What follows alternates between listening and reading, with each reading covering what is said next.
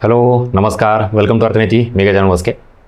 मागच्या काही दिवसापासून आयोगाने ज्या सगळ्या बदलांचा जो धडाका लावलेला आहे त्याबद्दल बरेच सगळे मतमतांतर दिसून येत आहेत आणि विशेषतः जे राज्यसेवेबद्दल काही बदल केलेले आहेत ते फार मेजर आहेत आणि कंबाईनबद्दलचा भले सिलेबस पॅटर्न काही नसेल केला, पण सगळ्यात धक्कादायक आणि मेजर चेंज म्हणजे ऑनलाईन एक्झाम होणे. आणि अशा सगळ्याच्या दृष्टिकोनातून जरा थोडा आढावा घेऊयात की हे जे सगळे बदल आहेत, हे जे रिफॉर्म्स आहेत, हे किती योग्य आहेत. किंवा आपण जे नेहमी म्हणतो की जग सध्या बदलतं आहे, नवीन तंत्रज्ञानाचं युग आहे. स्वतः आयोगाचे अध्यक्ष किंवा सगळे जे सदस्य आहेत त्यांचं तेच म्हणणं आहे की आपल्याला बदलत्या याच्यानुसार सामोरे जावं लागेल. तर मग हा जो बदल आहे तर तो ॲक्च्युली त्याचा मागचा उद्देश हाही क्लिअर असला पाहिजे. त्यानंतर दुसरा महत्त्वाचा पॉईंट येतो की तुम्ही जे रिफॉर्म्स करताय, बदल करतायत, तर ह्याच्यामागे या सगळ्या अशा गोष्टी असल्या पाहिजेत की त्याचा सकारात्मक परिणाम होणं गरजेचं आहे. नाहीतर फक्त बदलच करत जातोय आपण आणि त्यातून काय आउटपुट मिळतच नाही आहे.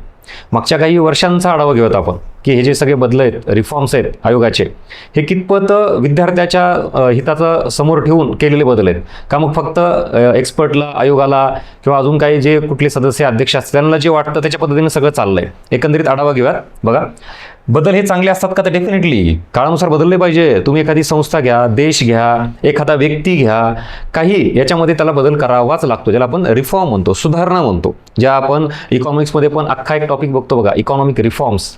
म्हणजे 1947 पासून 1991 पर्यंत भारताच्या अर्थव्यवस्थेमध्ये जे काही दोष होते ते आपल्याला दूर करावं लागले आणि फार मोठ्या प्रमाणात धोरण बदलावं लागलं. त्याच बदलाला आपण आर्थिक सुधारणा असं म्हणतो, इकॉनॉमिक रिफॉर्म्स. मग त्याच्यामध्ये आता मी परत सांगतो, एखादी संस्था, व्यक्ती, देश, कोणालाही हे सगळं लागू होतं. त्याच्यामध्ये मोस्ट इम्पॉर्टंट ज्यावेळेला तुम्ही बदल करताय, काहीतरी रिफॉर्म्स करताय, त्याचा तुम्हाला उद्देश, तुमचा पर्पज, हेतू, उद्दिष्ट हे क्लिअर पाहिजे की मी हे बदल का करतोय. पहिला मुद्दा. ठीक आहे. म्हणजे तुम्ही काहीही चेंज करा, आयोग आहे मान्य, आम्ही ॲक्सेप्ट करतो, घटनात्मक दर्जा आहे आणि शेवटी तो तुमचा अधिकार आहे. म्हणजे सिलेबस बदलणं, परीक्षा कशी घेणं, किती मार्कांची घेणं, किती टप्प्यामध्ये घेणं, हे सगळे तुमचे अधिकार आहेत आणि फुल्ली ॲग्रीड आहेत सगळेजण. पण जो बदल होतोय ना, त्याला हे काही निकष असले पाहिजेत. त्यातला पहिला जो उद्देश आहे, का आपण हा चेंज का करतोय, ह्याचं उत्तर मिळालं पाहिजे ना. सेकंड थिंग, बरं, हे जे तुम्ही करताय हे बदल कुठल्या प्लॅनिंगच्या आधारावर आहे का? म्हणजे त्याच्यासाठी आधी काय प्लॅन तयार केला आहे, एखादी पॉलिसी, धोरण तयार केलं आहे आणि त्याच्यानुसार मग बदल केला आहे का? अचानक भयानक सगळं, जसं आज काहीतरी वेगळं वाटलं करून टाकला बदल, उद्या परत वेगळं वाटलं करून टाकला बदल. ठीक आहे. नंतर ह्या सगळ्या ज्या गोष्टी तुम्ही आता बदलल्यात, हरकत नाही. आता ऑनलाईन असू द्यात, डिस्क्रिप्टिव्हचा ऑप्शनल काढून टाकला, बरं ऑप्शनल लावला पण तुम्हीच 2-3 वर्षापूर्वी, काढून टाकला तुम्ही लगेच 2-3 वर्षांनी तुम्हीच. आता परत 2 वर्षांनी जर परत तुमची इच्छा झाली आणि ऑप्शनल असला पाहिजे, तर मग विद्यार्थ्यांचा इथं काहीच मुद्दा नाही, तुम्ही ऑप्शनल ठेवा नका ठेवू किंवा ऑनलाईन करा, ते काय असेल तुमचा निर्णय, किंवा हा सब्जेक्ट ठेवा काढा, तो पूर्ण तुमचा अधिकार आहे. पण माझं असं म्हणणं आहे की तुम्ही तुमच्याच निर्णयावर तुम्ही किती महिने, किती वर्ष हे स्थिर राहणार आहेत, स्टेबल राहणार आहेत, हा जास्त महत्त्वाचा मुद्दा आहे. कारण विद्यार्थी अस्थिर होत आहेत. म्हणजे मागच्या काही वर्षांचा विचार करा, अरे सतत चेंजेस आहेत, सतत चेंजेस आहेत. मग त्या विद्यार्थ्यांनी अभ्यास कसा करायचा? बरं, आज केलेला अभ्यास त्याला उद्या डाऊटच आहे. म्हणजे कंबाईनमध्ये आज आता ऑफलाईनची ऑनलाईन टाकली, ठीक आहे. बरं, दुसरं आता की प्रीचा सब्जेक्ट सिलेबस जो आहे तो बदलेल का नाही माहीत नाही. बरं, मेन्सचं तुम्ही काय करणार?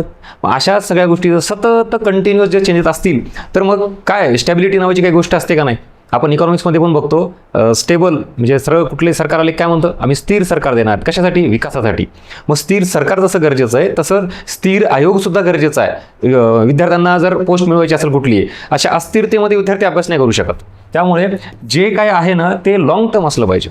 आता लॉंग टर्म याचा अर्थ काय 20-25 वर्षासाठी नको आहे, पण किमान तुम्ही घेतलेले निर्णयाचं 7-8 वर्ष तरी मिनिमम, ॲक्च्युली 10-10 वर्ष असणं अपेक्षित आहे. पण ठीक आहे, तुम्ही UPSCचं सुद्धा बघा, आपण UPSCच्या खूप गोष्टी फॉलो करायचं बघतोय, महाराष्ट्र लोकसेवा आयोग. पण मग UPSCचा जो बदल आहे तो सतत 2-2, 3-3 वर्षांनी होत नाही. आणि आपण, माझं म्हणणं ठीक आहे 10 वर्ष नाही, अरे 7-8 वर्ष तरी मिनिमम. म्हणजे मुलांना जे काय आत्ता बदललं आहे ते अडॅप्ट तर होऊ द्यात. साधं उदाहरण आहे, एक साधा आत्ता जर समजा पाऊस पडला की लगेच आपली हेल्थ बिघडते का? लगेच आपण त्याला अनुकूल होत नाही. किंवा लगेच ऊन पडलं, मग अडॅप्टिव्ह हे नैसर्गिक प्रक्रिया आहे. त्याला कुठल्याही बदलत्या परिस्थितीला विद्यार्थ्यांना अडॅप्ट होणं यासाठी काहीतरी ड्युरेशन दिला पाहिजे. म्हणजे तुम्ही आत्ता बदल केलेला आहे, तो विद्यार्थी अडॅप्ट होतो नाही तोपर्यंत तुम्ही दुसरा बदल करताय, तिसरा बदल करताय. मग हा सगळा महत्त्वाचा मुद्दा आहे लॉंग टर्म. आणि नेक्स्ट, त्याचा आउटकम काय, याचा विद्यार्थ्यावर होणारा परिणाम काय. जे आता ऑनलाईनचं आपण म्हणतोय ना, तर आत्तापर्यंत विद्यार्थ्यांना जी सवय लागली होती सगळी ऑफलाईनची, आणि तुम्ही आता अचानक भयानक ऑनलाईन केलं आहे. म्हणजे एका रात्री तुम्ही सांगून टाकली की ऑनलाईन होणार आहे. पण त्यासाठी आधी मग काही विद्यार्थ्यांना हिंट द्यायची, बरं त्यासाठी वेळ तुम्ही दिला आहे, पण तो फार कमी वेळ आहे ना. आता लगेच सगळं आपण जी टेस्ट सिरीज किंवा कुठलाही मुद्दा प्रॅक्टिसचा होता तो सगळा पेपरवर करायचो. आता विद्यार्थ्यांना सगळं ऑनलाईन असणार आहे. मग त्याला सगळं पूर्ण मेंटली फिजिकली त्याला प्रिपेअर तर व्हावं लागेल. मग एवढ्या कमी वेळामध्ये ते होईल का रेडी सगळं? त्यामुळे त्याचा इम्पॅक्ट काय होणार आहे विद्यार्थ्यांच्या पूर्ण करिअरवर. जे खूप वर्ष झाला अभ्यास करतायत ते तर म्हणजे आता अजून ह्या नवीन पद्धतीला किती सामोरे जातील. नवीन विद्यार्थ्यांना ते ठीक आहे, समजा संधी आहे, कारण ते आत्ताच आले, त्यांच्याकडे थोडा वेळ आहे, मग ते ह्यावेळेस नाही तर पुढच्या वेळेस काही ते करतील. पण व्हॉट अबाउट ओल्ड स्टुडंट ज्यांनी पूर्णपणाला लावलंय आणि असं अचानक भयानक सगळं बदललं. सो एकंदरीत रिफॉर्म ज्या वेळेला आपण करतो ना, त्यासाठी हे मुद्दे आहेत. आणि आयोगाचा जो एकंदरीत पॅटर्न बघितला तर आयोगाच्या ह्याला आपण रिफॉर्म नाही म्हणू शकत, त्याला चेंजेस म्हणू, जे सुपरफिशियल असतात, जे काय असतात एकदम टेम्पररी आणि सतत फ्रिक्वेंटली होतात. आणि मोस्ट इम्पॉर्टंट हे सगळं अनप्लॅन चालू आहे, अनप्लॅन, नथिंग, काहीच प्लॅनिंग नाही आहे. मी काय म्हणतो, मला वाटते कंबाईनच्या बाबतीत बघा तुम्ही, एकतर ते PSI STI मुख्य वेगळं होतं, ठीक आहे, ते एकत्र करून टाकलं सिलेबस, हरकत नाही, ते ॲक्सेप्टेबल आहे. त्याच्यानंतर ग्रुप B आणि C ही वेगळी व्हायची, परत आयोगाने एकत्र घेतली, बरं परत वेगवेगळी घेतली. येस ऑर नो, मी जे सांगतोय ते बघा, कंबाईनचेच हे चेंजेस सांगतोय तुम्हाला मी. त्यानंतर मग ते होतं ना होतं तोपर्यंत आता कंबाईन ऑनलाईन टाकून दिली, ठीक आहे. म्हणजे चेंजेस काय फ्रिक्वेंटली, आणि जे काय होत आहे ते टेम्पररी होत आहेत. असं नसतं, कुठलाही चेंज हा असा सतत करत गेला, भले तो चांगला जरी असला तरी तो वाईट इम्पॅक्ट पाडत असतो सतत तुम्ही बदलत असाल तर. त्यामुळे हे सगळं काही प्लॅनिंग दिसत नाही आहे. राज्यसेवेबाबत तसंच आहे. एकतर तुम्ही म्हणजे ते सगळा सिलेबस डिस्क्रिप्टिव्हचा आणला, ठीक आहे, बरं आणला, परत काढून घेतला, ठीक आहे, परत लावला, त्याच्यानंतर परत CSAT क्वालिफाईंग करून टाकलं, ओके ॲग्री. त्याच्यानंतर परत आपण पूर्ण डिस्क्रिप्टिव्हच्या दृष्टिकोनातून ह्याच्याकडे आलेलो आहेत, काय आपला डिस्क्रिप्टिव्हचा ऑप्शनमध्ये परत तो काढून घेतला, हेही ठीक आहे. आता परत तुम्ही राज्यसेवा ऑनलाईन घेतली प्री, म्हणजे किती चेंजेस आहेत. बरं ऑप्शनल 2-3 वर्ष झालेच ना हे सगळा डिस्क्रिप्टिव्ह सिलेबस आयोगानेच आणला. बरं त्यासाठी ती कमिटी नेमली होती, त्या कमिटीनं किती डिटेलमध्ये अभ्यास करून काय करून सगळं दिलं होतं. बरं ते रिपोर्ट मान्य कोणी केला होता? आयोगानेच. बरं तोच आत्ता जो तुम्ही ऑप्शनल काढला मग तो आधी का लावला?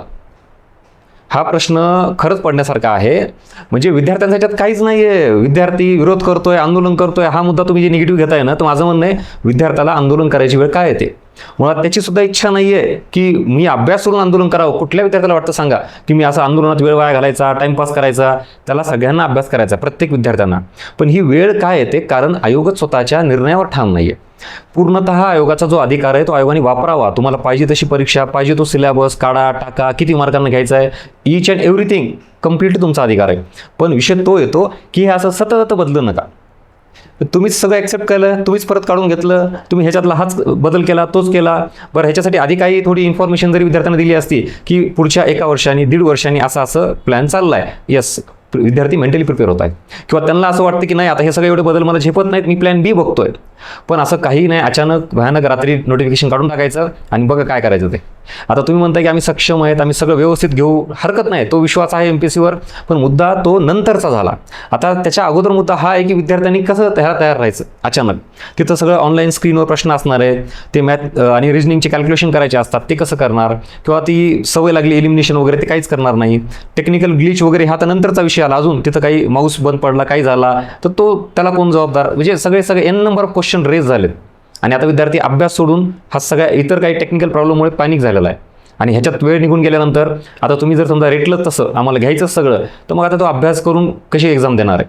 हा सगळा भयानक प्रकार आहे. आणि सांगायचा मुद्दा एवढाच आहे, बाकी MPSCबद्दल क्रेडिबिलिटी खूप आहे, विश्वास आहे, ट्रस्ट, त्याच्यानंतर ते ट्रान्सपरन्सी सगळी आहे, कुठला पेपर फुटत नाही, सगळं मान्य आहे. पण MPSC सध्या ह्या चेंजेसमुळे विद्यार्थ्यांचं प्रचंड नुकसान करत आहे. आणि ह्या सगळ्या गोष्टी तुम्ही स्वतः अधिकारी म्हणून जे मोठे मोठे आहेत ना, ते सुद्धा बघा. असे एवढे चेंजेस मागचे मी जास्त म्हणत नाही, मोजून 3 वर्ष किंवा 4 वर्ष घ्या, जास्त नाही, 3 वर्ष. ह्या 3 वर्षात किती चेंजेस केलेत. राज्यसेवेसाठी सुद्धा जस्ट लिस्ट काढली तर बघा तुम्ही, हे राज्यसेवेचे चेंजेस इकडं बघा, आता तुम्हाला येईल लक्षात. आणि इकडं कंबाईनचे चेंजेस. आणि परत मुद्दा हाच येतो की सर मग बरेच जण म्हणतील मग हे तुम्ही ठरवायचं का आता काय करायचं. नाही, आयोगच ठरवणार. माझं तेच म्हणणं आहे, तुम्हाला जे काही घ्यायचे ते घ्या, पण विषय हा येतो जेही चेंज कराल त्याच्यामागे काय उद्देश हेतू आहे, ते प्लॅनिंगने केलं आहे का. बरं ते लॉंग टर्म असू द्या सगळ्यात महत्त्वाचं, आणि त्याचा इम्पॅक्ट विद्यार्थ्यावर काय होतो हे बघा. आणि मग विद्यार्थ्यांना थोडी कल्पना देऊन जर ते केलं तर अजून ते सोपं जाईल त्यांच्यासाठी पण आणि तुमच्यासाठी पण. आणि ह्या सगळ्या गोष्टी सतत सतत सतत बदलत जर राहिलात तर ते अविश्वास होऊन जातो. आणि आता आपल्याला काय करायचं आहे आणि पुढे हा अभ्यास पुढे कामाला येईल का नाही. आता बऱ्याच विद्यार्थ्यांनी ऑप्शनल पूर्ण कंप्लीट केला होता. बरं, त्यांनी लावलेले क्लास, त्याची फीस, त्याच्यासाठी घेतलेले बुक्स, स्टडी मटेरियल, त्याचं काय करायचं. बरं, हे त्याला आधी माहिती असलं तर मग त्याचा एवढा वेळ गेला नसता, पैसे फायनान्शियल लॉस झाला नसता, मेंटली जे काय आता ते हे झालेलं ते झालं नसतं. बरोबर ना.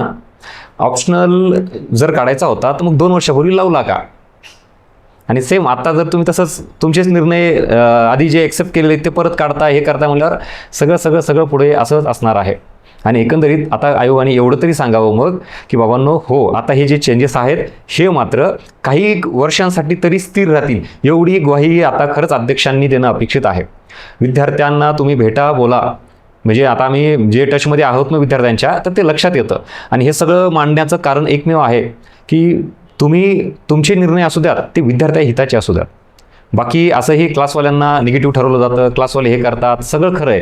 आता म्हणजे आम्ही कष्ट करून, मेहनत करून आम्ही सब्जेक्ट वाचतो आणि मग विद्यार्थ्याकडून ते फीस स्वरूपात घेतो. बाकी कुठला गैरव्यवहार, भ्रष्टाचार करून तरी पैसे नाही कमवत. त्यामुळे मेहनतीचा पैसा आहे तो सगळ्यांना कमवायचा अधिकार आहे आणि त्या दृष्टिकोनातून चालू आहे. त्यामुळे क्लासवाले कसे आहेत, वाईट, चांगले, हा मुद्दा नंतरचा आहे. बरं, तुम्ही विद्यार्थी हिताचे निर्णय घेतलेत तर मग आम्ही क्लासवाले पण मध्ये येणार नाहीत कशाच्या.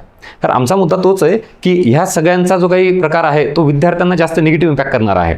त्यामुळे ते विचार करणं गरजेचं आहे. So this is all about जे काही चेंजेस, रिफॉर्म्स आयोग करतं त्याबद्दल माझं मत मी मांडणं मला गरजेचं वाटलं. कारण या फील्डमध्ये आहोत, ही आपली नैतिक जबाबदारी आहे. आणि विद्यार्थ्याच्या बाजूने ज्या ज्या काही भावना आहेत त्या तुम्हाला मी तुमच्यासमोर मांडलेल्या आहेत. आता आयोगापर्यंत जाईल काय पोहोचा ही चांगली गोष्ट आहे. तुमच्या सर्कलमध्ये, फ्रेंड सर्कलमध्ये जास्तीत जास्त शेअर करा आणि आवर्जून कमेंटमध्ये तुमचे मतं व्यक्त करा. म्हणजे मी जे सगळं सांगितलं ना, म्हणजे मला नाही वाटत की महाराष्ट्रात कोणी हा डिफरन्स घेतला असेल. म्हणजे आयोगाचा जो आता बदलाचा चाललाय ना, तर आपला विरोध हा आयोगाच्या बदलाला नाही आहे किंवा कशाला नाही, पण आयोगाने किमान हे निकष ठेवले पाहिजेत. हे मान्य आहेत का तुम्हाला आणि हे पटलीत का खरं सांगा. म्हणजे किती ते विद्यार्थी असे आता डेफिनेटली ऑफलाईन घेतली पाहिजे का, तर शुअर ऑफलाईन घेतली पाहिजे एक्झाम. पण आता आयोगाने डिसाईडच केलं की नाही मी घेणारच आहे. पण मग माझं परत मत असं आहे की हे सगळं असं लॉंग टर्म चालणार आहे का पुन्हा अजून तुमच्या डोक्यात काय आलं आणि तुम्ही एखादी समिती नेमली, त्या समितीने वेगळे रिकमेंडेशन दिले आणि पुन्हा अजून काहीतरी गोंधळ झाला, तर असं होता कामा नये. त्यामुळे आवर्जून विद्यार्थ्यांनी तुमचे फीडबॅक मेन्शन करा, व्हिडिओ आवडला असेल तर लाईक करा आणि जास्तीत जास्त विद्यार्थ्यापर्यंत पोहोचवा. कारण ह्या गोष्टी आपल्याला इथून पुढे किमान आयोगाला इनपुट स्वरूपात तरी देणं अपेक्षित आहे. आणि आपण शांत बसून जमणार नाही. ह्याला असा अर्थ नाही की आयोगाला काहीतरी बोला, हे करा. पण जे काही आहे आपण ज्याला म्हणतो ना कॉन्स्टिट्युशनली, आपण आयोगापर्यंत हे पोहोचवणं आपलं काम आहे. जास्तीत जास्त तुम्ही तुमचे मतं व्यक्त करा आणि इथून पुढे आयोगाचे जे चेंजेस आहेत त्याला काहीतरी बेस असला पाहिजे, हे असं आयोगाला आपण सांगणं गरजेचं आहे. ठीक आहे, चलो. सो अजून काही असेल तुम्ही तर भेटू आपण पुढच्या व्हिडिओमध्ये. तुमचे काही अजून इतर विषय असतील त्याबाबत. पण डोंट वरी, काय होतं, बदल जेव्हा होतो ते आता आपल्याला नाईविलाजाने का असणार, जर आयोगाने समजा आता काही मान्य नाहीच केलं तर त्याच्यावर आपल्याला उपाययोजना शोधावं लागेल किंवा सोल्युशन शोधावं लागेल. आणि त्यासाठी आम्ही सगळे तुमच्यासोबत, डोंट वरी. बघू आता पुढे अजून काय काय होतं, तशी क्लॅरिटी आली याच्या आधी तशी. आणि त्याच्यानुसार आता पॅनिक होऊन जर आपण सगळं सोडून दिलं, सरेंडर झालं, तर लक्षात घ्या ह्याच्यात आपलंच नुकसान आहे. त्यामुळे आता जे काही समोर आहे, भले ते न पटणारं कसंही असू द्यात, त्याच्यावर मार्ग काढावा लागणार आहे आपल्याला. हा एक सगळ्यात पुढचा मार्ग, म्हणजे शेवटचं सोल्युशन ज्याला आपण म्हणतो ते, तिथपर्यंत आपल्याला पोहोचावं लागेल. ठीक आहे, चलो. So thank you so much for watching. भेटूया पुढच्या व्हिडिओमध्ये. थँक्यू.